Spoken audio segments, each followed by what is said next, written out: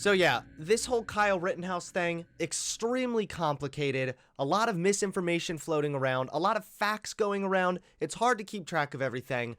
So I will do my best to break this down for you guys, but I'll probably also be doing a little bit of live learning as well, okay? So the first thing we're going to start with is just a general timeline of events so we know we're on the same page generally. Now, this comes from Global News. It says that the following is based on court testimony, drone footage, and videos from August 25th, 2020, when the shooting occurred. So during the day, Rittenhouse helps clean graffiti off a school. That same day, Joseph Rosenbaum, 36, is released from a Milwaukee hospital where he had been admitted after a suicide attempt.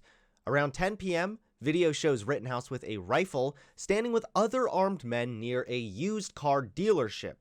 Rittenhouse testified that he was asked to help guard the business due to the threat of looting and arson. First thing that you guys should know also is that there were chaotic protests over the past 2 nights in Kenosha, and Kyle Rittenhouse worked in this area.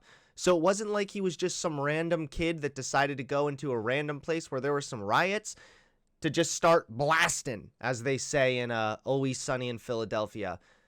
He worked here in this town, and in the last 2 nights, there had been a massive amount of looting and rioting that had occurred.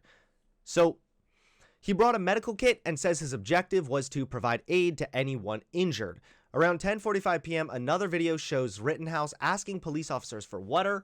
One officer says, "We appreciate you guys, we really do." That's a little weird. Around 11:45 p.m., Rosenbaum chases Rittenhouse into a used car lot as Rittenhouse yells, "Friendly, friendly, friendly." Rosenbaum throws a plastic bag containing toiletries at Rittenhouse. Rittenhouse testified that Rosenbaum grabbed his gun. A journalist for the Daily Caller, a conservative website, testified that Rosenbaum lunged for the rifle. Rittenhouse fires his gun at Rosenbaum, hitting him 4 times and killing him. So this is a really crucial part. He was being chased, and he yelled, "Friendly, friendly, friendly." What do you think that means? Probably friendly fire. Probably, hey, I'm not here to hurt you. I come in peace, friend or foe. We've heard it all before. Probably something along those lines, right? I just know that you'd have to be kind of insane to start charging at a motherfucker who has a gun while they're yelling, "Friendly, friendly, friendly." You know, whether or not Kyle should have been there, that's an obvious answer. No, he should not have been there, and he was an idiot for going. That was very irresponsible, very stupid. But then again, I don't know what else I can expect from a literal child. Based on my understanding of everything and what I've seen thus far and what I'm reading here, I do believe that although Kyle Rittenhouse was acting irresponsibly and was a dumb fuck for actually going there, I do believe that he was acting in self-defense, and I don't think that he should be charged with murder. Now, should he be charged for any crimes? Yes, I think he should be charged for obtaining a firearm illegally, and he might even get a manslaughter charge. We'll have to wait and see. However, he yells friendly, the dude charges for his gun, and then he fires. Next, video shows Rittenhouse fleeing the scene of the Rosenbaum shooting and being chased by a growing crowd, some yelling, "Get him." Just minutes later, after stumbling to the ground, Rittenhouse fatally shoots Anthony Huber, a 26-year-old who swung a skateboard at him. After Huber was shot, Gage, I don't know how to say this guy's last name, Grosskreutz, now 27, stops moving towards Rittenhouse and puts his hands in the air. He was holding a handgun, but then he resumes advancing, and Rittenhouse shoots him, severing most of his bicep. Rittenhouse testified that Grosskreutz had his pistol pointed to his head. Rittenhouse then walks towards the police with his hands up and the rifle slung across his body. Police order him to get out of the way, and one officer pepper sprays Rittenhouse when he approaches the window of the patrol car. The police then drive off, believing the active shooter was elsewhere, and at 1:30 a.m., Rittenhouse with his mom turns himself into the police station. Let's think about this, okay? Aside from the fact that he was wrong to be there, yes, we all know, of course, he shouldn't have been there. That was dumb, but no one should have been there. They were all breaking curfew. Everyone there was breaking curfew. And even more so, legal experts are weighing in, and they too see a strong self-defense claim for Kyle Rittenhouse. So the defense claims pure self-defense. Rittenhouse's attorneys say he came to Kenosha not to hurt anyone but to protect businesses from damage and looting, and they say the people he shot left him no choice. They're expected to highlight Rosenbaum's pursuit of Rittenhouse and Huber and Grosskreutz subsequently coming at him.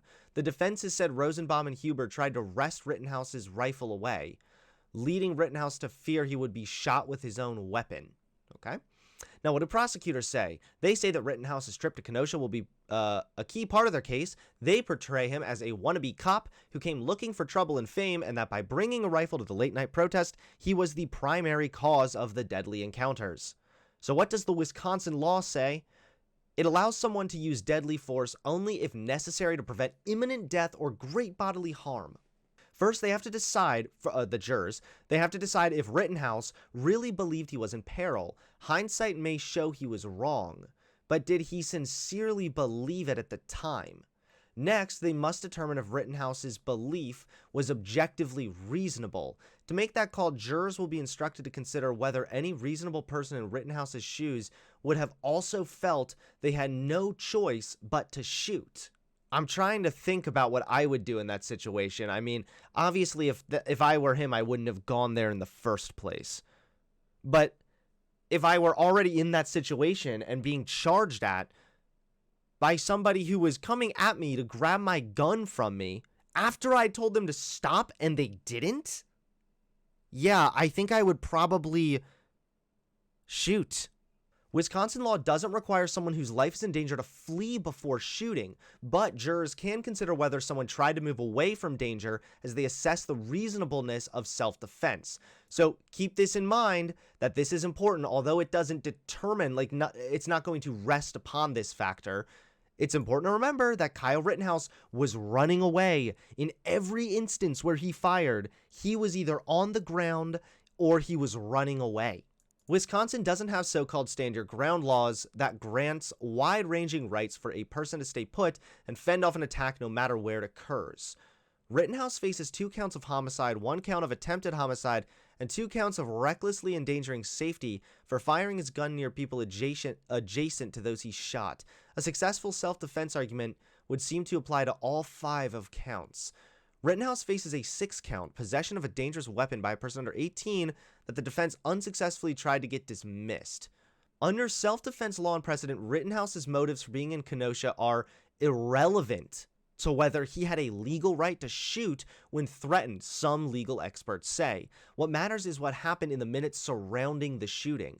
This, of course, could be really contextual, right? Because there are some things you can do that could essentially make you the aggressor. So, like, obviously, if you break into someone's house and then they charge at you to stop you from breaking in their house, you can't kill them for self-defense, because by breaking into their property, you are initiating the aggression. If I had a 17-year-old son, I would not encourage him to engage in this kind of behavior, but poor judgment is not a crime, said Branca, who thinks Rittenhouse has a strong case for self-defense. Even if it isn't directly relevant to the self-defense claim, legal experts agree that the question of why Rittenhouse was in Kenosha will loom over the trial. This was not put forward in court. This was not able to be brought forward as evidence. However, it is a fact that Kyle Rittenhouse was on video weeks prior saying that he wished he had his gun so he could shoot looters. There is the legal argument of self-defense, but then you'll oftentimes hear people come forward with claims that, like, he's a white supremacist, he's far right. Now, first and foremost, him supporting the police or even saying Blue Lives Matter does not mean that he's like a far-right neo-Nazi Klansman. Because there are people, unironically, I blocked this. It's Kevin Logan. I literally just fucking blocked him on Twitter because I got so mad when I asked what made him a far-right asshole or a right-wing asshole. And he said, like, he worked with the police cadets and posted Blue Lives Matter. No. Fuck off with that terminally online shit. Is the police lives, the Blue Lives Matter thing, is that cringy? Yes. However, It's a known fact that he was with the police cadets since he was a child. So, of course he's going to support the police. But that doesn't make him a far-right, neo-Nazi, racist, whatever. And secondly, whether or not he is a racist white supremacist is irrelevant to the case of whether or not this is self-defense. So let me put that out right away. I think that Kyle Rittenhouse is going to, he's probably going to face some charges. He should be charged for having an illegal weapon underage. He should be charged for that. But I don't think he's going to be charged with murder.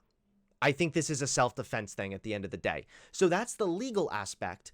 But we can still talk about whether or not he might be racist. Like, we can talk about his character, but let's just remember that his character is not what's going to determine whether or not he was acting in self-defense that day.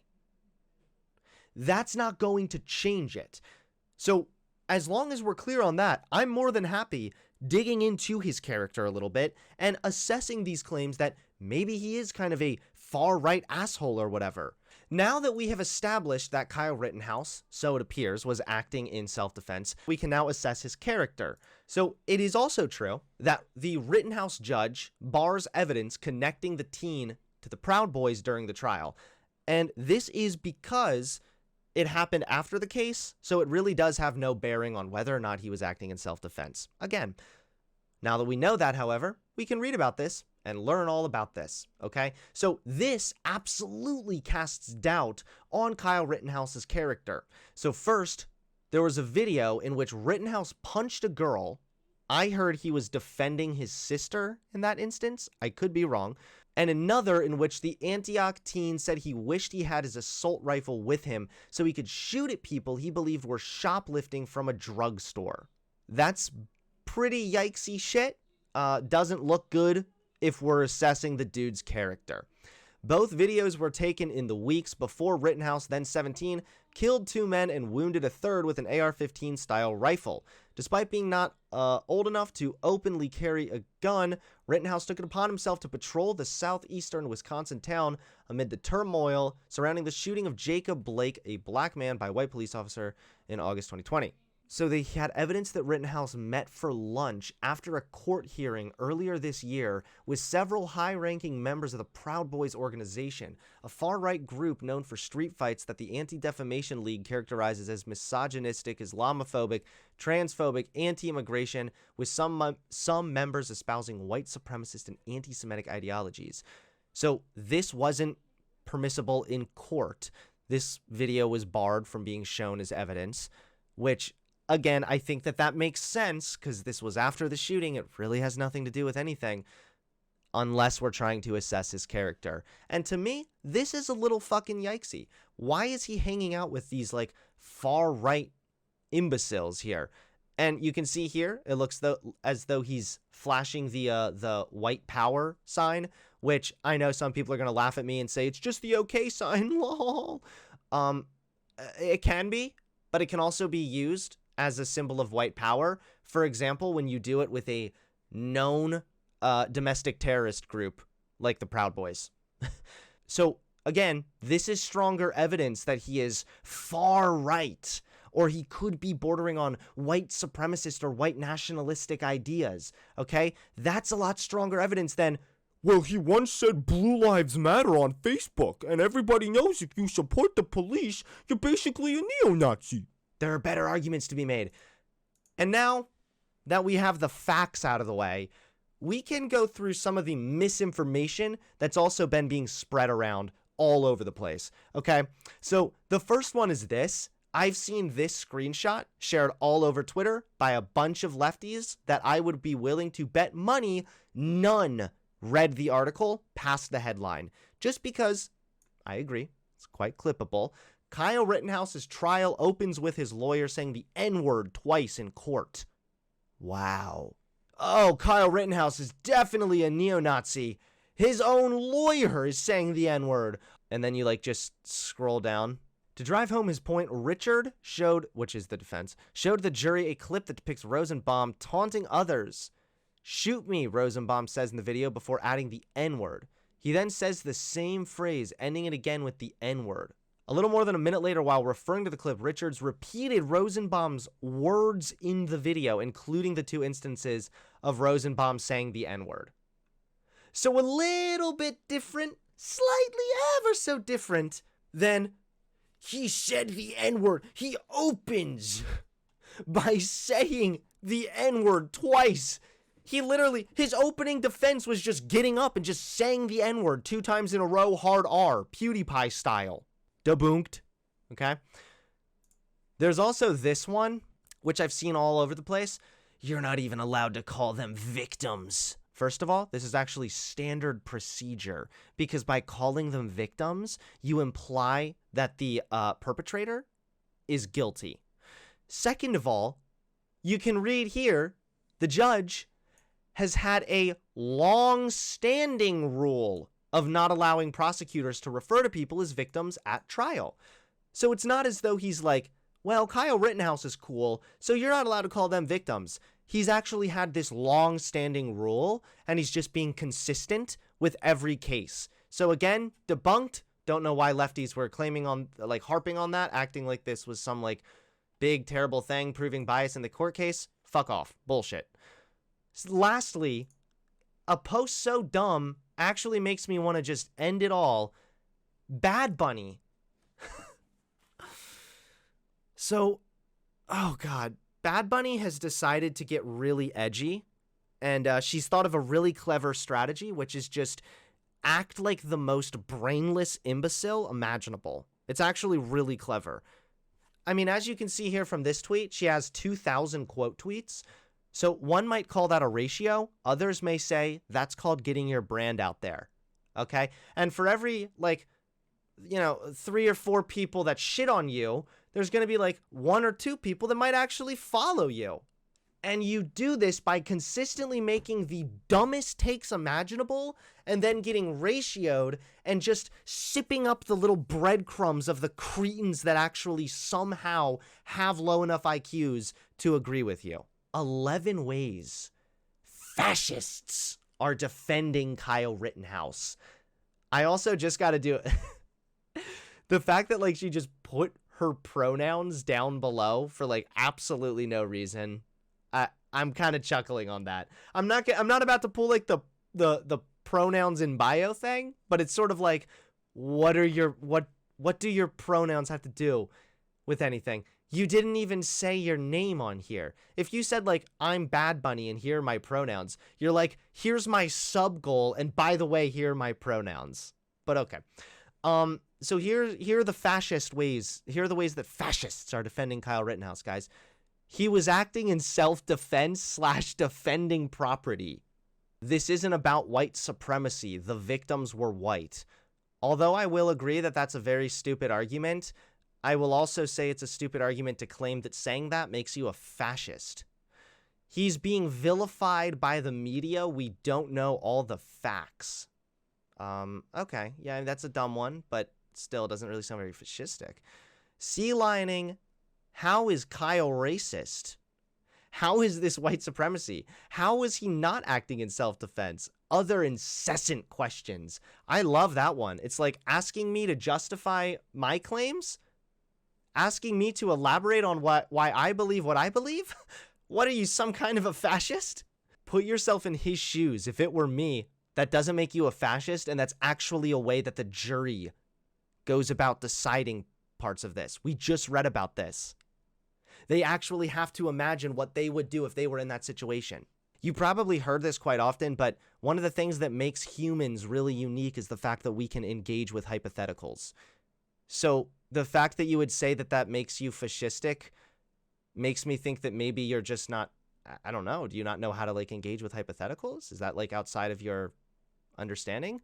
The victims were no angels. Not fascistic, but yeah, that would be a dumb thing to say. But I thought you were anti-prison.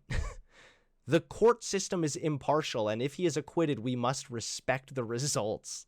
And this one, I don't know how I missed the best one of them all. He deserves due process. The 2 most fascistic tendencies on the book, guys. Definitely due process and respecting your current institutions. as I'm walking towards to put out the fire, I drop the fire extinguisher and I take a step back. Okay. When you step back from Mr. Ziminski, what's your plan? My plan is to get out of that situation and go back north down Sheridan Road to where the car source lot number 2 was. And did you get back? Were you able to go in a northerly direction? I wasn't. Describe what happens. Once I take that step back, I look over my shoulder and Mr. Rosenbaum. So you'll notice too, when he starts to get worked up here is as he is recounting the traumatic experience. So let's just keep that in mind, because there are a lot of people on the left, particularly, yes, I'm calling a lot of people on the left out for this part, but it's true, a lot of people on the left who talk a fuck ton about PTSD, triggers, trauma, harassment, respect mental health, and now all of a sudden they're like experts on who is authentic and who is faking during a panic attack on trial. It's insane. It's incredible. The respect everyone's triggers crowd suddenly is able to tell when someone is completely faking a trigger. It's really weird. Mr. Rosenbaum was now running from my right side, and I was cornered from in front of me with Mr. Ziminski, and there were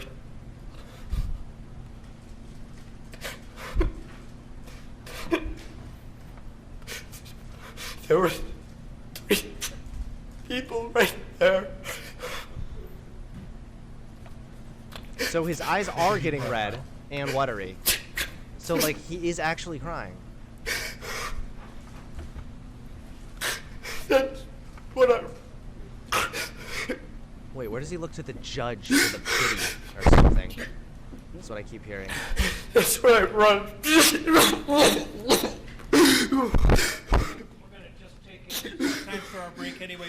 He looks over right as the judge starts talking. Oh my god. This is way more authentic actually than I even thought it was. Because all they do is post the one little clip on Twitter. They don't actually post this part where he literally breaks down into like a sobbing heap. We're gonna just take time for our break anyway. You can. He's looking at the judge to know what the fuck, what to do. Real or not, it looks cringy and fake. Sorry. Okay. Okay, that's fine. Yeah, I mean, some people might say it looks fake.